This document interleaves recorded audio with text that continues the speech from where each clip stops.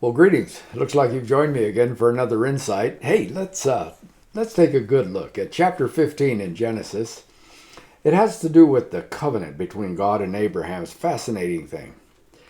And we won't get it all. I won't comb out everything that's in this chapter, but we sure can have some fun with it. There are some great insights in this, and you'll love it. I'm excited about it. Let me get the passage out here before us first, and then I'll go back to verse 18 specifically. Chapter 15 of Genesis. After this, the word of the Lord came to Abram in a vision. Do not be afraid, Abram. I am your shield, your very great reward. But Abram said, O sovereign Lord, what can you give me since I remain childless? And the one who will inherit my estate is Eliezer of Damascus. And Abram said, You have given me no children, so a servant in my household will be my heir. Then the word of the Lord came to him, This man will not be your heir, but a son coming from your own body will be your heir. He took him outside and said, Look up at the heavens and count the stars, if indeed you can count them. Then he said to him, So shall your offspring be. Verse 6, interesting passage, interesting verse. Abraham believed the Lord, and he credited it to him as righteousness. Here we talk about believing on Jesus Christ. We talk about believing God, but believing unto salvation. Believing here then isn't just a matter of assenting to some facts that are historic. Let's go on. Verse 7. He also said to him, I am the Lord, and that's all in capitals. That's the YHWH, the high and holy name of God, who brought you out of Ur of the Chaldees to give you this land to take possession of it. But Abram said, O sovereign Lord, how can I know that I will gain possession of it? So the Lord said to him, Bring me a heifer, a goat, a ram, each 3 years old, along with a dove and a young pigeon. Abram brought all these to him, cut them in two, and arranged the halves off at each other. The birds, however, he did not cut in half. Then birds of prey came down on the carcasses. Excuse me. But Abram drove them away. As the sun was setting, Abram fell into a deep sleep, and a thick and dreadful darkness came over him. Something caught in my throat. Excuse me.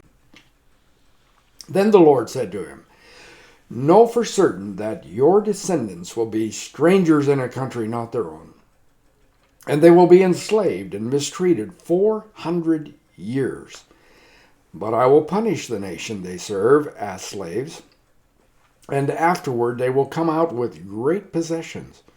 You, however, will go to your fathers in peace and be buried at a good old age. In the 4th generation, your descendants will come back here, for the sin of the Amorites has not yet reached its full measure. When the sun had set and darkness had fallen, a smoking firepot with a blazing torch appeared and passed between the pieces. On that day, the Lord made a covenant with Abraham and said, To your descendants I give this land, from the river of Egypt to the great river the Euphrates, the land of the Kenites, Kenizzites, Cadmonites, Hittites, Perizzites, Rephathites, Amorites, Canaanites, Girgashites, and Jebusites. My mother used to say all those sites are bugs that live in the chicken house. But anyway, I think that's different than that somehow. But anyway, my mother's not here to dispute with us, so let's go on with it. What a passage. Boy, I'll tell you. Now, this says that on that day the Lord made a covenant with Abraham. So one of the questions is, what's covenant? And we can define it in all kinds of different ways. Let me just get to the nubbins of it. A contract is an agreement between persons about things or labor, some kind of work. But a covenant is an agreement between persons about themselves. It has to do with the relationship. And so this has to do with a covenant between the eternal, holy God and a finite and not perfect man, whose name is Abram. It has to do with cutting animals in two and placing them or hanging them or something, and then a ditch of blood. And so in this story we have a smoking fire pot or a smoking fire brand or something. And so artists have depicted it differently. And then ideally, in a blood covenant, the two parties walk in the blood-soaked ditch between the halves of the animals. In this case, however, Abram is asleep, and God seems to walk the path alone. And there's a big message here. Abraham, if either of us messes up, I'll pay the price, not you. And boy, that is a big, big part of the gospel message. So I read in verse 1, after this, the word of the Lord came to Abraham in a vision. Now, God often speaks to people in visions, and this is one of those cases, but it is the word of the Lord. Now, the word of the Lord is true. It is spirit and it is life. Do not be afraid, Abraham. I am your shield, your very great reward. Oh my, there's a lot of assurance in that. There's comfort, assurance, and there is reward in God's word to Abram. Abraham says, O sovereign Lord, what can you give me since I remain childless? Now, he had already been instructed by God, and he had obeyed God. He had packed up his things and left Ur of the Chaldees. He had gone where God told him to go. God had showed him a land. God had been with him down to Egypt, back where he belonged. All kinds of things had happened. I have an artist's conception here. You may not be able to see it well, but it's Abraham asleep on a kind of a rock or stump or something. And I tell you what, my rack of bones doesn't sleep very well like that. I don't know how an old man could sleep like that, but the artist can paint it and make it look pretty good. Anyway, in verse 5 of this chapter 15, we read, He, God, took him outside and said, look up at the heavens. Now this is an invitation to do a little astronomy. And count the stars, if indeed you can count them. And then God said, so shall your offspring be. Wow.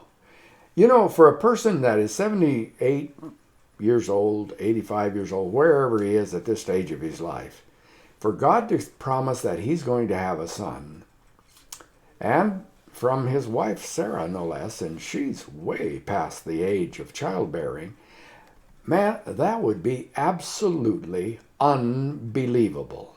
But verse 6 says, Abraham believed the Lord, and he counted it to him as righteousness.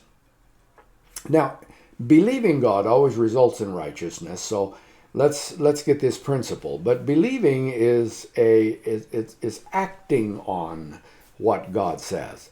It's taking what God says to the bank, so to speak. And so that's what it means to believe.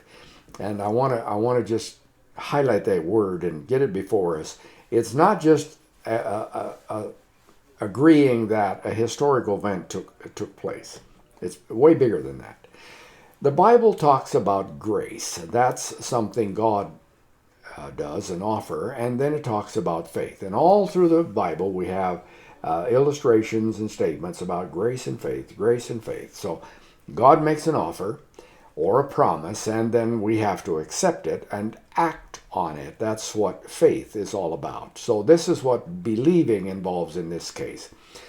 Now, Abram's gnawing question is, how can I know? So in verse 8, he says, O sovereign Lord, and I want you to notice that we have the YHWH there, but sovereign as well. How can I know? Now, wait a minute. He just received God's word. And now he asks, how can I know? So is he doubting? Is this not faith? How can I know that I will gain possession of this land that you're promising?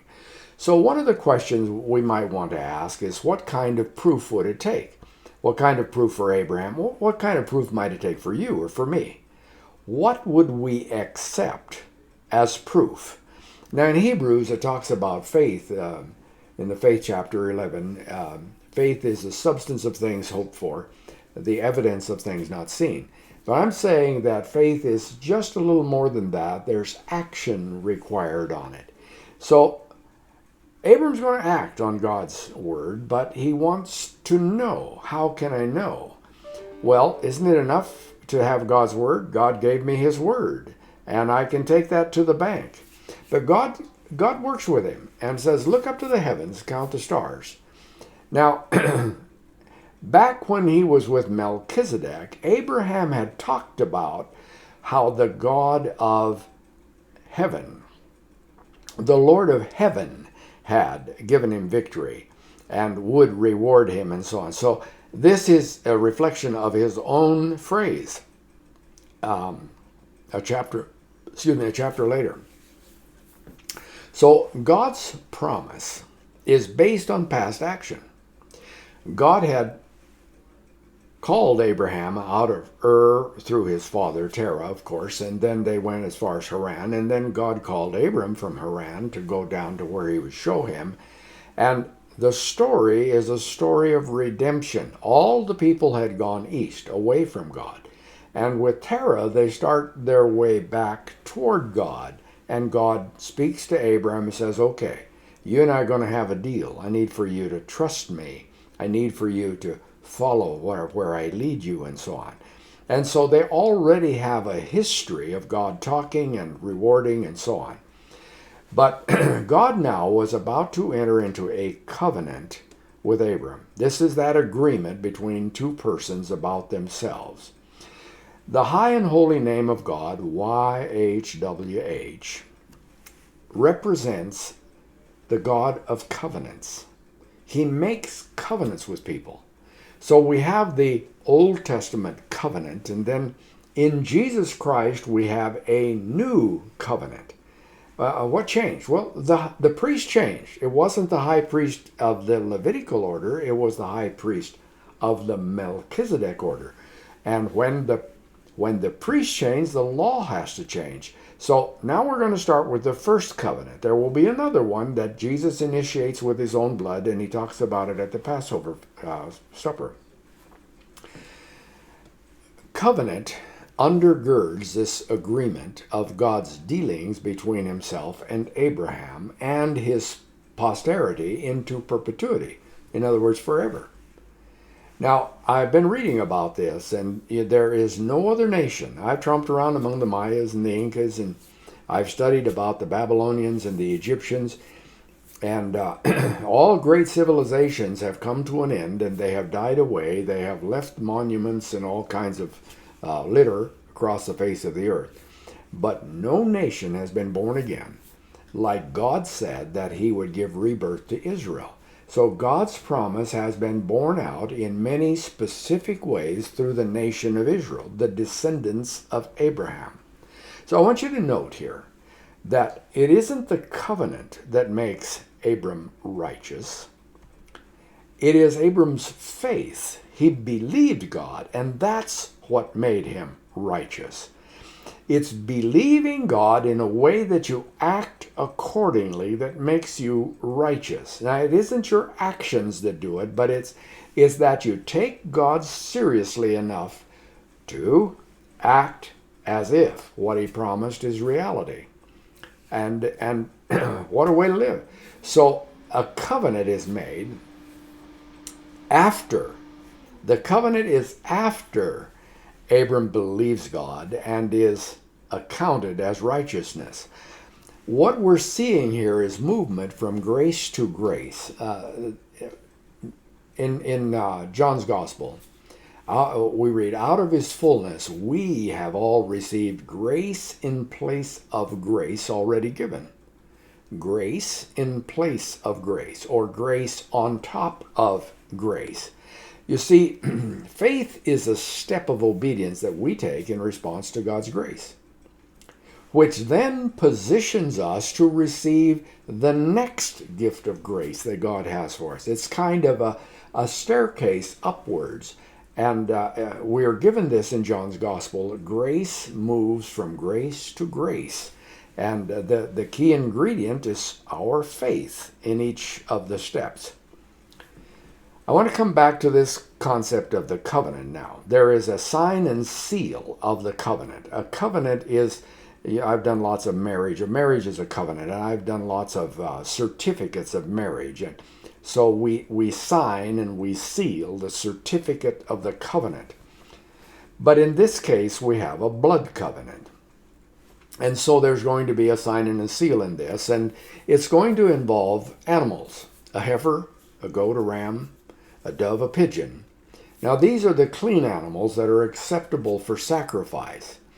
The big animals, the heifer, goat, ram, can be divided in two to make the blood flow and to make this a covenant. And so the artist's conception here has the animals divided and the blood flowing between them.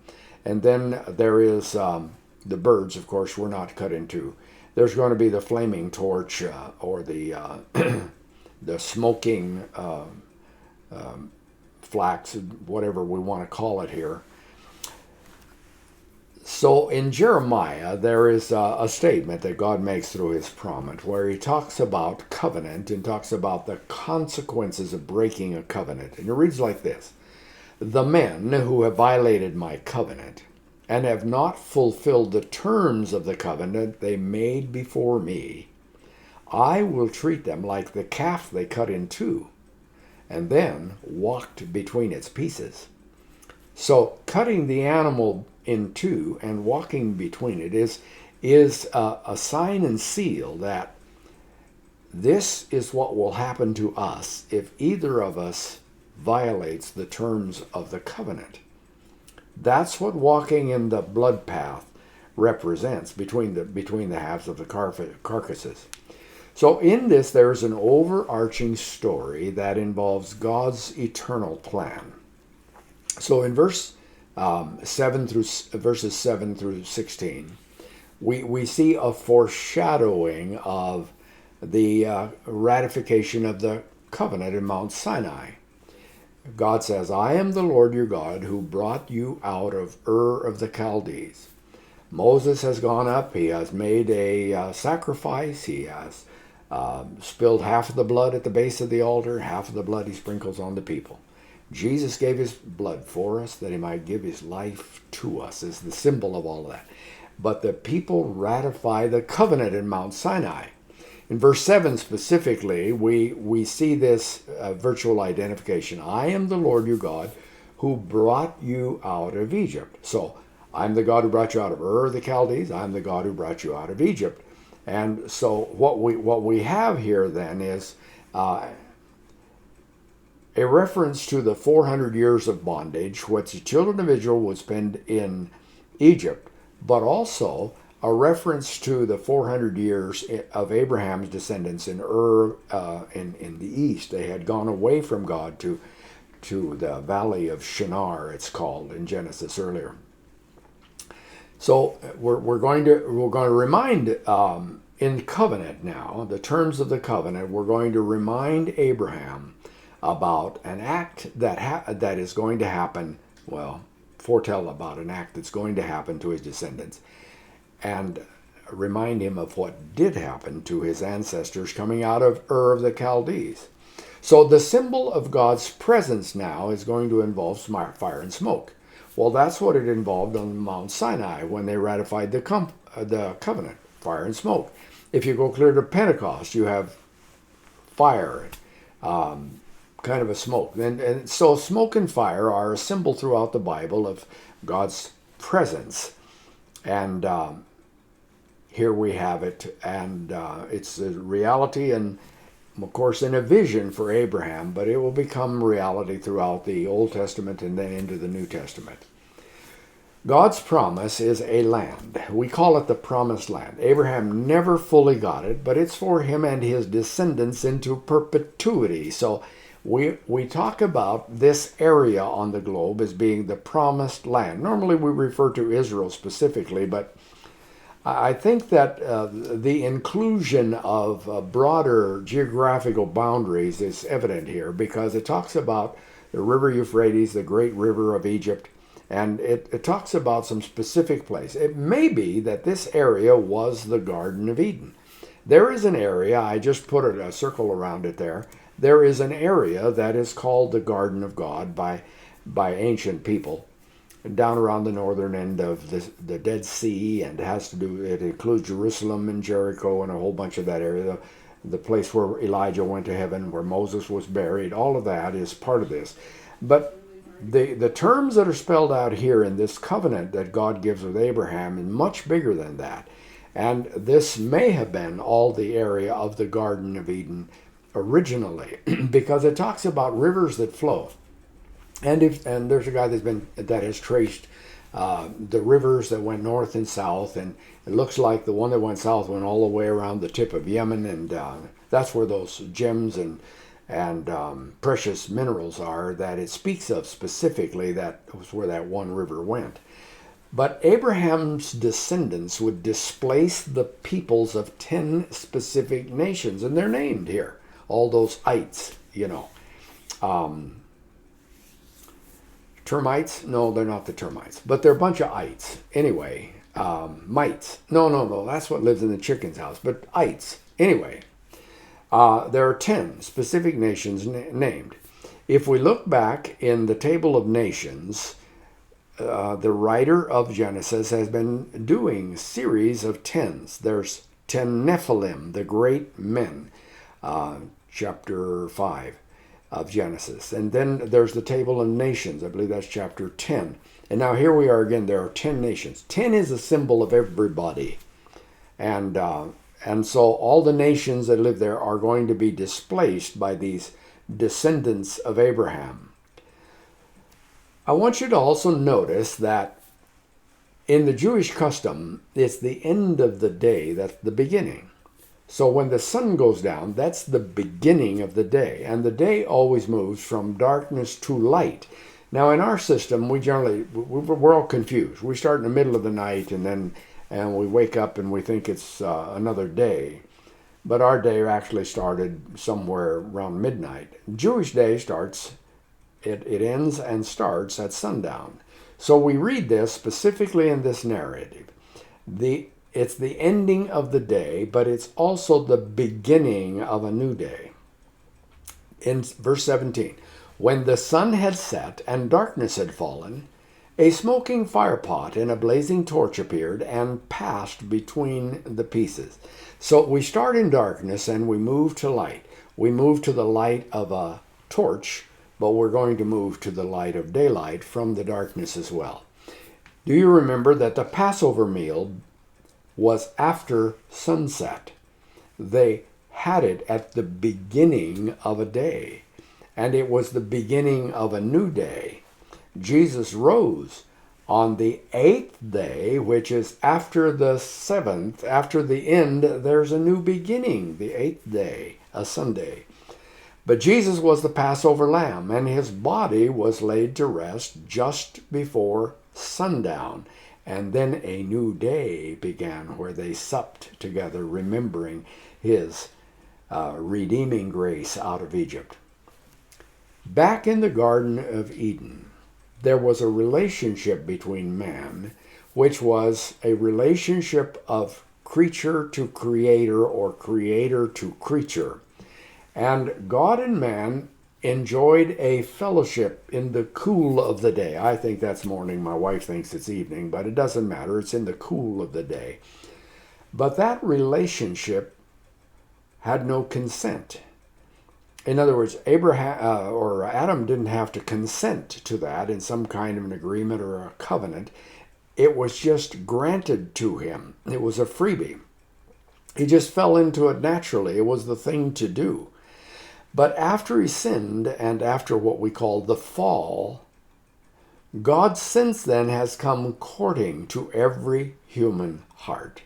And in this case, to Abraham and his descendants. That's called grace. But in order to have a relationship, there has to be consent. And so in this case, Abraham has to respond. And he does so by getting the animals ready for the covenant relationship. And then that would be called faith. But Abraham's faith was accounted to him as righteousness also. So he had been responding to God in several different ways. But here it becomes a blood covenant, a covenant of relationship. And then we have the picture at the end of the Bible about the marriage supper of the Lamb. But it is all pictured from the Passover feast down through the Last Supper, and then it goes on to the end of Revelation with the marriage feast of the Lamb. The marriage supper. Incidentally, Jesus took the cup, the third cup at the Passover, and had his disciples drink of it. Everyone drink of this one. And then he said, I will not drink of the fruit of the vine again until we have it in my Father's house at the big banquet. And that's the fourth cup. The cup of praise is still coming, folks, and don't miss it. We all want to get in on that one. This story is all about God's redeeming grace. He's the one that makes the covenant, and he's the one that promises to keep the terms of the covenant.